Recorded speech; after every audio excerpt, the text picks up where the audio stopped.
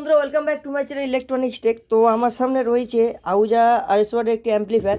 তো আজকে আমি যেটা করব, আমার একটা সাবস্ক্রাইবার বন্ধু বা ভাই যাই বলো, আমাকে বলেছিল আর লাইন ট্রান্সফর্মার দিয়ে বা যে আমাদের ইউনিট চালানোর জন্য যে ট্রান্সফর্মার ব্যবহার করা হয় সেই ট্রান্সফর্মার ব্যবহার করে একটা সাউন্ড চেক করে একটা ইউনিট চালিয়ে দেখাতে উইথ ট্রান্সফর্মার। তো আমি আজকে সেই ভিডিওটা নিয়ে চলে এসেছি তোমাদের সকলের সামনে। তো তোমরা দেখো, আমি কিন্তু আউজা 120 ওয়াট অ্যাম্পলিফায়ারও ব্যবহার করতে পারতাম বা আউজা 160 ওয়াটও ব্যবহার করতে পারতাম, কিন্তু আউজা 120 ওয়াট বা 100 ওয়াট অ্যাম্পলিফায়ার ব্যবহার করতে পারতাম। কিন্তু বাই চান্স যদি কোনো ট্রান্সফর্মার শর্ট থাকে, সেক্ষেত্রে কোনো কারণে আমাদের ট্রান্সফর্মার যদি শর্ট থাকে, ফিউজ উড়ে যেতে পারে বা ট্রানজিস্টার উড়ে যেতে পারে, ক্ষতি হতে পারে। এই জন্য আমি যে অ্যাম্পলিফায়ারের স্পিকার প্রোটেকশান রয়েছে বা ওভারলোড প্রোটেকশান রয়েছে, সেই অ্যাম্পলিফায়ারটা ব্যবহার করব। অর্থাৎ 250 ওয়াট আউজা 160 ওয়াটেও আমাদের ওভারলোড প্রোটেকশান আছে। তো যদি শর্টও হয়, এখানে ওভারলোড দেখিয়ে দেবে, কিন্তু মেশিনের বা ইউনিটের কোনো ক্ষতি হবে না। তো সেক্ষেত্রে যদি আউজা 100 ওয়াট বা 120 ওয়াটের অ্যাম্পলিফায়ার আমি ব্যবহার করতাম, সেক্ষেত্রে ফিউজ উঠতে পারতো বা ট্রানজিস্টারও খারাপ হতে পারতো। আমার আমার চোখের সামনে দেখা এই ঘটনা। তাই যখন টেস্টিং করবে, সেক্ষেত্রে আমি বলবো ওভারলোড প্রোটেকশান আছে এরকম মেশিনই ব্যবহার করবে, যাতে করে মেশিনেরও ক্ষতি হবে না, ইউনিটেরও কোনো ক্ষতি হবে না। ঠিক আছে বন্ধুরা? তো ওভারলোড প্রোটেকশান থাকলে এই ক্ষেত্রে এইটাই সুবিধা হয়। তো যাই হোক, আমি এটা তোমাদেরকে দিয়ে আমি শুরু করছি। এই তোমাদেরকে দেখিয়ে নিয়ে আমি শুরু করব। তো এই দেখো, তো আমি যেহেতু একখানা ইউনিট আমি এটাকে চালাবো এটা দিয়ে, তো সেক্ষেত্রে আমি 70 ভোল্টই ব্যবহার করব। ঠিক আছে বন্ধুরা? তো এইখানে ট্রান্সফর্মারের ডিটেলস লেখা রয়েছে, আমি ট্রান্সফর্মার নিয়ে একটা ডিটেলস বড় ভিডিও দিয়ে দিয়েছি। ঠিক আছে? ট্রান্সফর্মার নিয়ে ডিটেলস ভিডিও দিয়ে দিয়েছি, তোমরা দেখে নিও। এবার যেটা আছে আমার এখানে ব্ল্যাক আর রেড, এটা হচ্ছে আউটপুট। তো আমি এই ক্ষেত্রে এই দুটো কালারের তার ব্যবহার করেছি।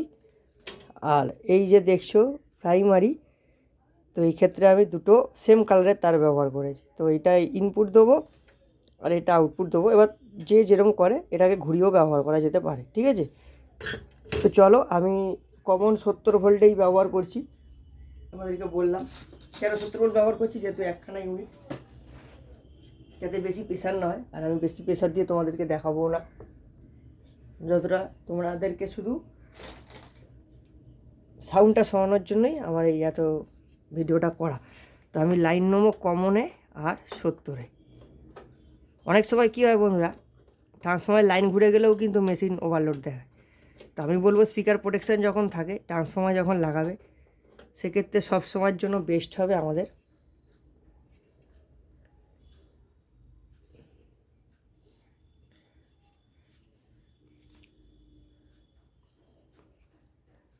ওভারলোড প্রোটেকশান দেওয়া অ্যাম্পলিফায়ার, যেটা কম ওয়াটের 160 ওয়াটের অ্যাম্পলিফায়ারের নিচে নেই। ঠিক আছে? আমি আউজার ক্ষেত্রেই বললাম। সেক্ষেত্রে যদি কোনো শর্ট হয়, তো মেশিনের ক্ষতি হতে পারে বা ফিউজ উড়ে যেতে পারে বা ট্রানজিস্টারও খারাপ হতে পারে। অ্যাম্পলিফায়ার ইউনিট যখনই টেস্টিং করবে, যেটাতে ওভারলোড প্রোটেকশান আছে, সেই অ্যাম্পলিফায়ারে টেস্টিং করবে, বা ট্রান্সফর্মার লাইন ট্রান্সফর্মারের ক্ষেত্রেও তাই, ইউনিট চেকিংয়ের ক্ষেত্রেও তাই।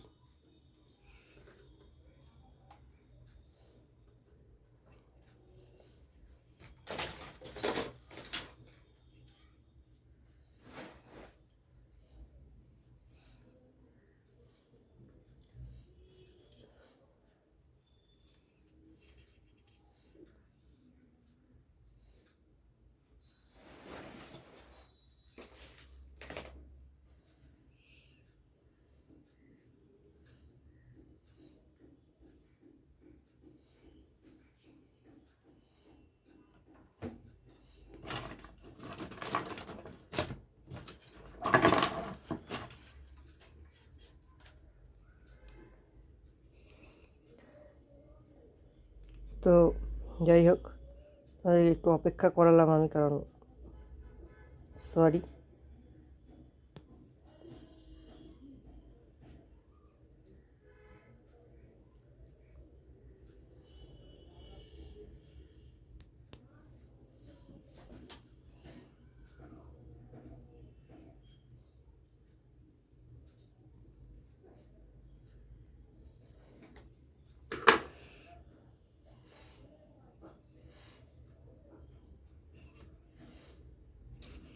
বন্ধুরা লাইন ট্রান্সফর্মার নিয়েও একটা স্পেশাল ভিডিও আমি দিয়ে রেখেছি, কীভাবে কী কানেকশান করবে না করবে, তো প্লিজ তোমরা দেখে নিও।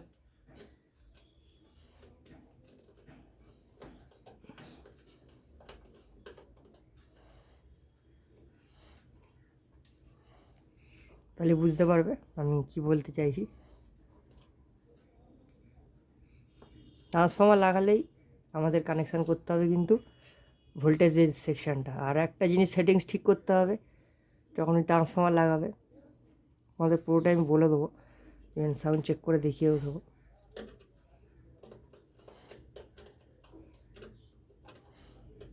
তো এখানকার আমাদের ব্যাকের কাজ শেষ, ঠিক আছে।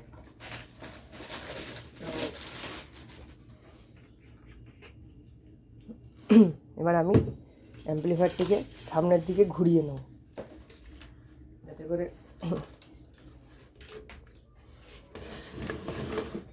সমস্ত কিছু বোঝাতে দেখাতে সুবিধা হয়। এই দেখো চলে এসছে সামনে। তো এবার যে সেকেন্ডারি তার, অর্থাৎ আমি এই কালার মার্কিং করেছি ইনপুট আউটপুটে, এবার তোমরা সেটা ঘুরিয়েও করতে পারো, সেটা তোমাদের ব্যাপার।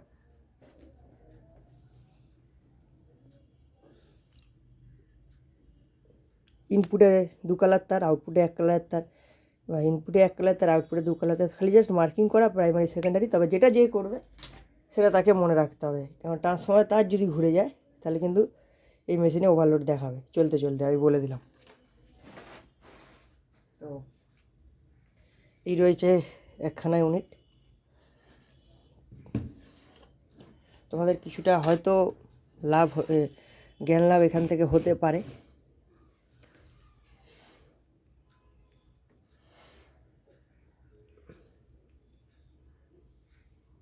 কিছু শিখতে পারবে, কারণ আমি এটা শুধু ট্রান্সফর্মারের কানেকশানের ভিডিও দেখেছিলাম আর সেটিং করে দেখাইনি। তো আমি এই পুরো ফার্স্ট ক্লাস সেটিং দেখালাম, আর আমি বলেও দিলাম ওভারলোড প্রোটেকশান হলে অ্যাম্পলিফায়ার ব্যবহার করতে। তাহলে কি হবে, আমাদের অ্যাম্পলিফায়ারে কোনো যদি ট্রান্সফর্মার শর্টও থাকে অ্যাম্পলিফায়ারে কোনো ক্ষতি হবে না। যাই হোক, এবার আমি মেশিনটা অন করব, ঠিক আছে। এখানে আমি মেশিনটা অন করে, তো আমি পেন ড্রাইভটা এখানে আমি লাগালাম, সেটিং করলাম।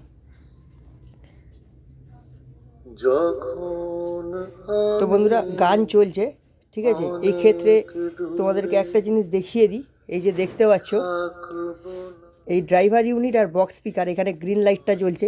যখন আমি ড্রাইভার ইউনিটে বা ভোল্টেজে কানেকশান করবো তখন আমি এটাকে ড্রাইভার ইউনিটে ট্রান্সফার করে দেবো। তাহলে কি হবে, আমার বেস ফ্রিকোয়েন্সিটা কাট আপ হয়ে যাবে, ব্যাস, বেশ কোনো কাজ করবে না। মতন করে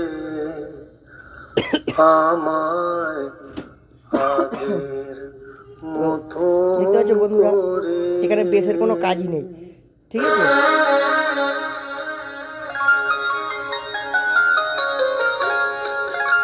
তো বন্ধুরা ভিডিওটা এ পর্যন্তই ছিল। ভিডিওটি যদি ভালো লেগে থাকে ভিডিওতে লাইক করবে, কমেন্ট করবে, শেয়ার করবে, আর প্লিজ প্লিজ প্লিজ সাবস্ক্রাইব করে আমার পাশে থাকবে। তো বন্ধুরা পরবর্তী ভিডিওর জন্য অপেক্ষা করো, ততক্ষণ যেন বাই বাই।